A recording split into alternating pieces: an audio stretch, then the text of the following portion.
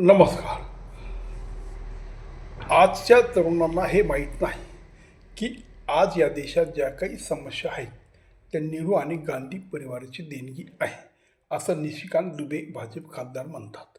हो, हे सगळं काय खरं आहे, पण मुळात तुम्हाला एवढ्यासाठीच लोकांनी निवडून दिलं की तुम्ही त्या दुरुस्त कराव्यात.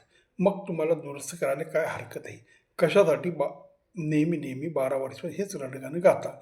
नेहरूने हे केलं, इंदिराने ते केलं, काँग्रेसने ते केलं, राजीव गांधीने हे केलं, राहुल गांधी हे करतो. अहो, तुम्हाला एवढ्यासाठी निवडून दिलं की ज्या काही चुका झाल्या असतील ह्या देशाच्या विरोधात, हा देश कमकुवत व्हावा, हिंदू समाज कमकुवत व्हावा आणि त्या समाजाला मुक्तपणे वावर होता कामा नये, त्यांच्यावर नेहमी बंधनं हवीत आणि अल्पसंख्याक समाजाचे नेहमी कोडकौतुक करत काँग्रेसने जर राज्य केलं, काँग्रेसने अर्थव्यवस्था बरबाद केली, काँग्रेसने समाजामध्ये दुफळी निर्माण केली, काँग्रेसने फाळणी केली, काँग्रेसने हे केलं, काँग्रेसने ते केलं. पण तुम्ही त्याच्यात आज बदल करा. तुम्ही फक्त भाषणं ठोकता, तुम्ही फक्त काँग्रेसच्या नावाने बोटं मोडता, पण तुम्ही काही करता का?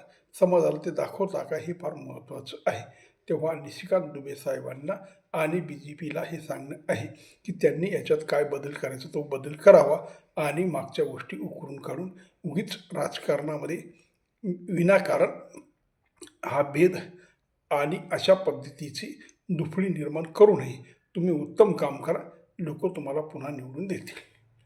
नमस्कार.